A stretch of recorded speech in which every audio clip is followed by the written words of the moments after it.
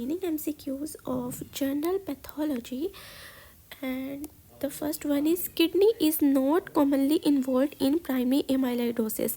अगर kidney involve नहीं होता प्राइमरी एमाइलोइडोसिस में, एमाइलोइडोसिस में अगर प्राइमरी एमाइलोइडोसिस में पूछेंगे क्या इन्वॉल्व होता है तो हमेशा मल्टीपल माइलोमा जो है ना वो आता है, ठीक है।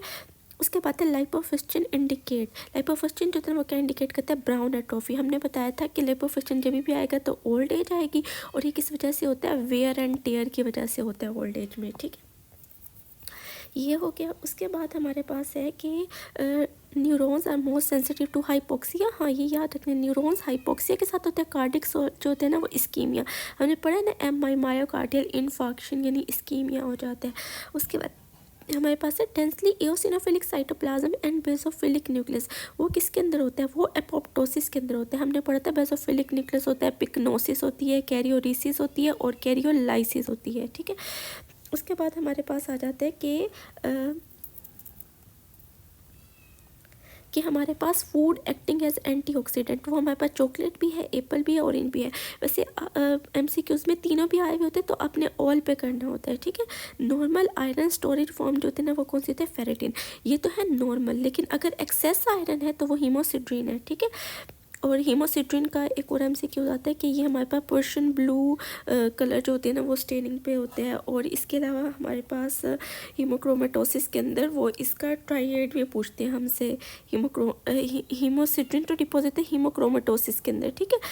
अच्छा, most common complication of diabetes. Diabetes की मोस्ट कॉमन कॉम्प्लिकेशन क्या है, dry gangrene. Also most common gangrene in diabetes mellitus. Diabetic foot is an example of weight gangrene. देखिए, अगर खाली डायबिटीज़ है तो ड्राई गैंग्रीन होगा, लेकिन अगर डायबिटिक फुट होगा यानी हमारे पास कोई गैंग्रीन हुआ था, उसके ऊपर सुपरएक्टेड कोई बैक्टीरियल इन्फेक्शन हो गया, तो वो वेट गैंग्रीन जो है वो डायबिटिक फुट के अंदर होगा। उसके बाद डायबिटीज़ विद कॉम्प्लिकेशन है तो ड्राई गैंग्रीन है, डायबिटिक फुट जो है वो वेट गैंग्रीन है। केजियस नेक्रोसिस जो है ना उसमें उन्होंने बोला कोगुलेटिव प्लस लिक्विफेक्टिव नेक्रोसिस होती है। Dystrophic calcification is seen in psammoma bodies. इसके अलावा समोमा बॉडीज़ किसके अंदर होती हैं, हमने पढ़ा था मेनिंजियोमा के अंदर होती हैं, ठीक है। इसके अलावा समोमा बॉडीज़ का हमने पढ़ा था वो ओवेरियन ट्यूमर के अंदर भी हमारे पास होती हैं, ठीक है। अच्छा हाँ, बहुत ज़्यादा पूछा जाता है थायराइड के अंदर, पेपिलरी थायराइड कार्सिनोमा के अंदर भी हमारे पास होती है psammoma bodies. Most common site of metastatic calcification वो कौन सी होता है, लंग्स होती है और greater than kidney. Most common pigment to be accumulated जो होता है ना वो कौन सा होता है, carbon. Liver is most resistant to develop infarction, least chances of infarction in liver. Liver के अंदर कम क्यों होंगे, क्योंकि उसके अंदर डुअल ब्लड सप्लाई होती है, ठीक है। अगर एक जो है वो सही नहीं आ रही तो उसके पास दूसरी ब्लड सप्लाई भी होगी, तो इन्फेक्शन के चांसेस जो है वो कम होते हैं, ठीक है। ये याद रखना क्योंकि इसकी डुअल ब्लड सप्लाई है। अच्छा, उसके बाद आ जाता है कि white infarct seen in heart, kidney and red infarct in GIT, lung, liver, testis और ओवरीज। वाइट किस वजह से थे, जब आर्टरी ब्लॉक होगी, और हमारे पास रेड कब होगा, जब वेन ब्लॉक होगी, ठीक है। आर्टरी ब्लॉक होगी तो मोस्ट कॉमन है हार्ट और किडनी होती है, और जब वेन होती है ना तो उसमें अगर पूछते हैं मोस्ट कॉमन जो होते हैं ना तो अपने फर्स्ट नंबर पे लंग सेलेक्ट करना है, ठीक है, फिर लीवर। अच्छा, उसके बाद है arterial partial pressure of oxygen. Arterial partial pressure of oxygen remain same in carbon monoxide poisoning, ठीक है। अगर हमारे पास और ऑक्सीजन 100% ऑक्सीजन थेरेपी भी दे दें तो इसका वो नहीं होगा, क्योंकि ऑक्सीजन सेचुरेशन नहीं यहाँ पे नहीं हो रही, ठीक है, तो वो रिमेन सेम रहेगी।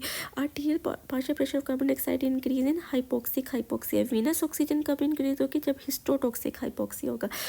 अच्छा, हाइपोक्सिया ये होगा कि ऑक्सीजन कम है, ठीक है, तो ऑक्सीजन की सेचुरेशन नहीं हो रही, जबकि हमारे पास हिस्टोटॉक्सिक है ना उसमें ऑक्सीजन वगैरह सब ठीक है, लेकिन टिश्यू उसको यूटिलाइज नहीं कर रहा, ठीक है।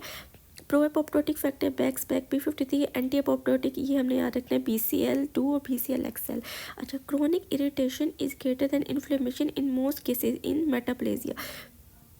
जो हमारे पास क्रोनिक इरिटेशन ज़्यादा होती है, ठीक है। जैसा कि हम एग्जांपल में देखते जब हमने पढ़ा था कि बैरेट इसोफेगस का, ठीक है, बैरेट इसोफेगस में ये होता है गर्ड की वजह से बार बार जो है एसिडिक जो है कंटेंट यहाँ पे आ रहा होता है इसोफेगस के अंदर, तो यहाँ पे जो है कोलमनर एपिथेलियम बन जाती है। वैसे हमारे पास कौन सी होती है, स्ट्रेटिफाइड स्केमस नॉन कैराटिनाइज एपिथेलियम होती है। ठीक है। तो क्रोनिक इरिटेशन ज़्यादा कॉमन होती है। In smoker change of respiratory epithelium to stratified squamous, smokers के अंदर होती है, ये चेंज हो जाती है और इसी को हम क्या कहते हैं, मेटाप्लेजिया कहते हैं। In GERD squamous epithelium of esophagus change to simple columnar with goblet cell, ये भी हमारे पास क्या है, पेरिड इसोफेगस है और मेटाप्लेजिया है। Metastasis of connective tissue can also occur, formation of bone with in muscle after trauma, ये क्या है, मायोसाइटस ओसिफिकेंस। अ मैस और lamp is felt after trauma in arm और थाई। विटामिन ए डेफिशिएंसी, हाँ ये याद रखना है, ये अक्सर स्टूडेंट गलत कर देते हैं कि विटामिन ए की जो डेफिशिएंसी है ना, उसकी वजह से हमारे पास मेटाप्लेजिया होता है। ठीक है। वेजाइनल एडिनोसिस जो है वो भी मेटाप्लेजिया है। Endocervix epithelium covered by squamous epithelium is metaplasia, क्योंकि एंडोसर्विक्स जो होते हैं वो हमारे पास कौन सी होती है, कलमनर एपिथेलियम होते हैं। कंपेंसेटरी हाइपरप्लेजिया जो होता है ना, लीवर और किडनी आफ्टर रिसेक्शन, हमने पढ़ा है कि लीवर जो होता है ना वो हमारा, उसका अगर एक पार्ट रिसेक्ट कर देते हैं तो वो दोबारा ग्रो हो जाता है, तो वो हमारे पास कंपेंसेटरी हाइपरप्लेजिया की वजह से होता है। एक और एमसीक्यूज होता है कि ये कितने डेज़ में होता है, ये 7 to 10 डेज़ में होता है, 7 to 10 डेज़ ये एमसीक्यूज आता है, बहुत इंपॉर्टेंट, बहुत बार आया हुआ है। अच्छा, उसके बाद है हमारे पास मैकेनिज्म ऑफ फिब्राइड फॉर्मेशन, फिब्राइड जो होता है ना इस हाइपरप्लेजिया और hypertrophy is greater than hyperplasia. ठीक है। अच्छा, फिब्राइड का तो आ गया कि हमारे पास हाइपरट्रोफी और हाइपरप्लेजिया का। इसके अलावा अगर हमारे पास नॉर्मल फिजियोलॉजिकल पूछते हैं ना, प्रेगनेंसी में जो है वो यूटेरस और ब्रेस्ट में क्या चेंजेस होते हैं, तो उसके अंदर भी हम हाइपरट्रोफी और हाइपरप्लेजिया का करेंगे। ठीक है। अच्छा, होस्टनेस ऑफ वॉइस इन लेरेंजियल न्यूट्यूल जो होते हैं ना वो किस वजह से होते हैं, hyperplasia is greater than hypertrophy, होता दोनों की वजह से, लेकिन अगर अलग अलग एमसीक्यूज पॉइंट्स होंगे तो अपने हाइपरप्लेजिया को पहले सेलेक्ट करना है। ड्राई गैंग्रीन हमने पढ़ा है, कोगुलेटिव नेक्रोसिस होती है। एंड टाइप ऑफ वेस्कुलाइटिस क्या है, फिब्रिनाइड नेक्रोसिस, जहाँ कहीं पे भी वेसल की बात होगी ना वहाँ पे हमारे पास फिब्रिनाइड नेक्रोसिस होगी।